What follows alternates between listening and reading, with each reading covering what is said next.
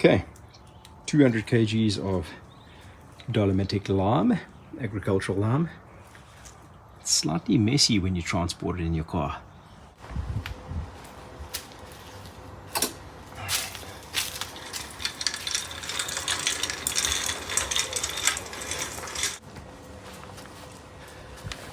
Okay, 1 for the front, 3 for the back.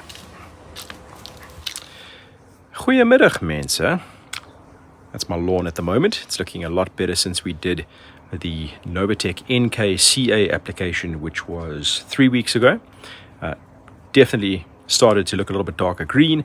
It's definitely looking better during the majority of the day, healthier, all the rest of it, considering the fact that I've got mole crickets going on in here now, unfortunately, as well as lawn caterpillars and African black beetles and a whole bunch of different stuff.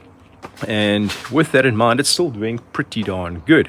So what I'm going to do now is give it a mow, well, either today or tomorrow. The next thing you'll see will probably be the mow, and then I'm going to apply Dolomitic lime. I've already done the front yard and watered it in. So yeah, remember, you want to keep your pH between 6 and 7, not only because that helps your plants grow better, but also because any chemicals that you intend on applying, like herbicides or even pesticides, will work better when the plant and the soil are working within that sort of ideal pH range. If you're too low or too high, some products might not be as effective. So you want to work within a 6 to 7 pH type of range. With most turf grasses, you can go just up to maybe the 7.2 mark. I like to be as high as possible without being too high. Too high is over 7.5. So up to the sort of 7.2 mark is where I say it's okay in my way of doing things, because you generally tend to find weeds like it more when your soil is more acidic. So the closer you can get to 7 or in and around 7, the best chance for definitely lawn growth and the majority of your plants. And you're also helping suppress weeds to some extent. So that's this whole thing in a nutshell. So yeah, we'll do the mow, apply some lime, and that's it.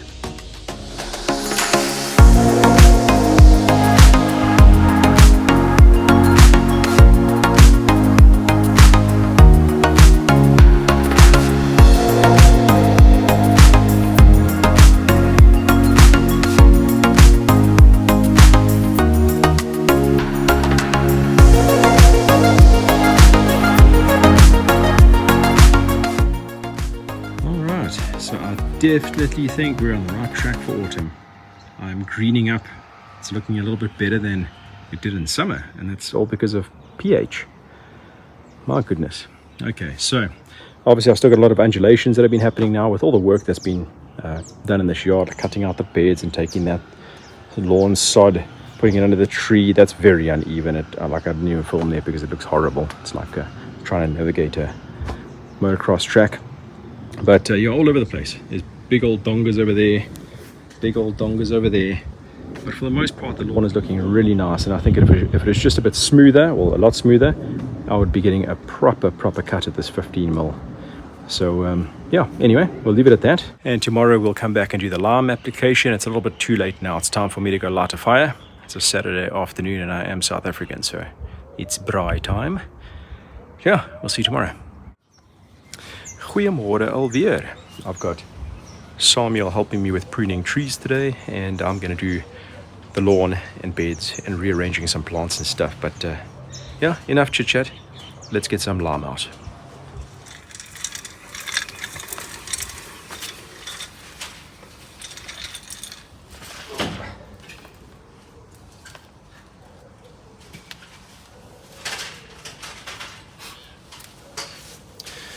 I think I'm rather going to open those bags, put the contents into the wheelbarrow, and then work from there.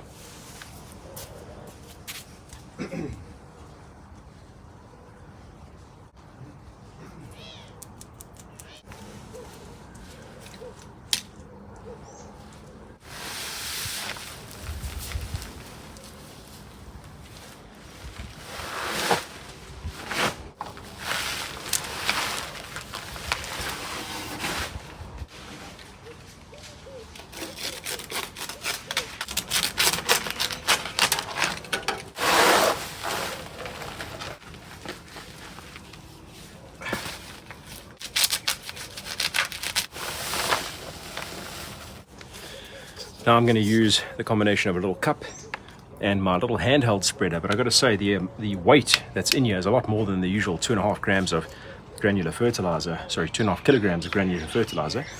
It's more like, you know, I don't know, double that. So it gets annoying when you're trying to hold it by hand. If you've got a rotary spreader, chuck your lime in there. And if you've also got a bit of intuition, you'll stick some kind of misting system onto it as well, so that as you're busy spreading, the misters can blast a bit of water over it, and that will help minimize the amount of dust that's going to come from this.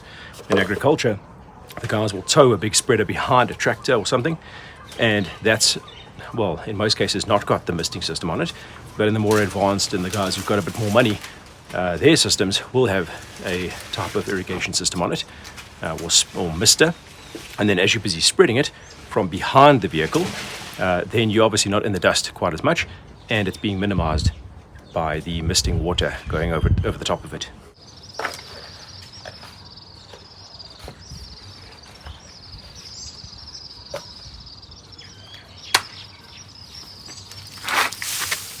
Oh, too much wind already.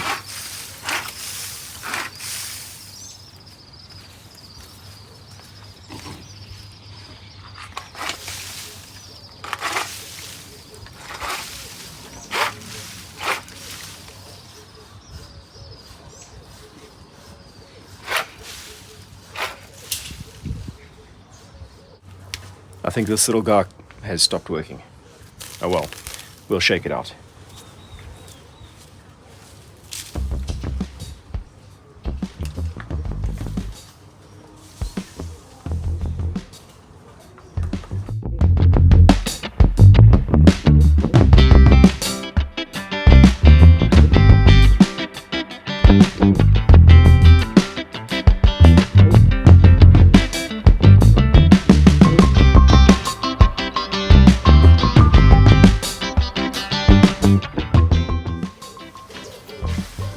Okay, so I've gone quite a way. I've emptied out the majority of what I have. It looks like incredibly good coverage, but I've done the dimensions. I've bought the right amount of product. It's the maximum dosage that I can use on my lawn and most plants without damaging them. So it's as high as I can go without killing stuff. It looks pretty heavy, but I'm just going to finish the bags and pray.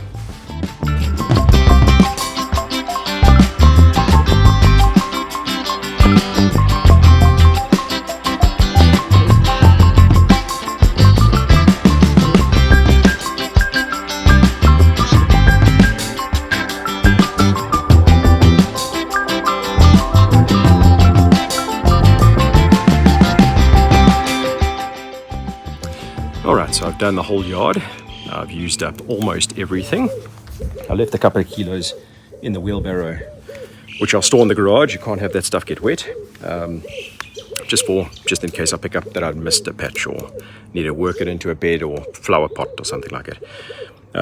So yeah, I've done the whole yard. I've applied about 1 kilogram per 100 square meters. That's what it effectively ends up at about the 200 kilograms that I had here, a little over 100 kilograms a square, 100 squares. And I'm tired.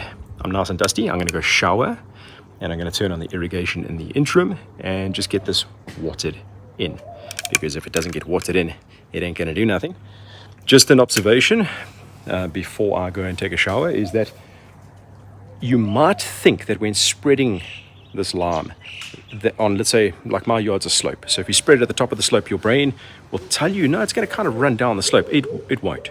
There have been 1,000,001 different tests, and for the most part, it doesn't spread. It kind of just settles where it falls, and that's where it will seep into the soil, work its way into the soil and start reacting with the stuff that it needs to react with. But for the most part, it just stays where it lands. So if you spread it unevenly, it will be uneven. The only time that it becomes more even is if you work it into a bed, like let's say you put it over an area like that, and then turn that all in, then it might become more even.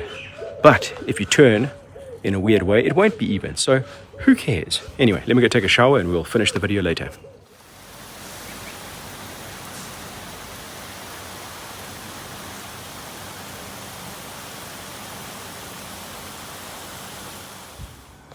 Alright, I've watered it a second time for today. We've done a lot of cleaning up. You can see that it's looking pretty good. And I've removed this bush that was over here. I just got sick of it, so that's now out. We will rerun the irrigation line. Obviously now it's too long from the way that it was running, and this bed's going to get cleaned up now sometime over the next couple of weeks. That is now unfortunately a trail, because I had watered the yard and then we wheeled all the rocks that were behind there from, like, they've been sitting there for like the last year. That's now left like a trail. So yeah, that's about it. I think the only thing that I can add to this, other than you should be doing this with a soil test, is that you can go as high as 20 kilograms per 100 square meters. I picked up with editing this, I said 1 kilogram. It wasn't 1, it was 10 kilograms per 100 square meters. It was a kilogram per 10 square meters that I meant.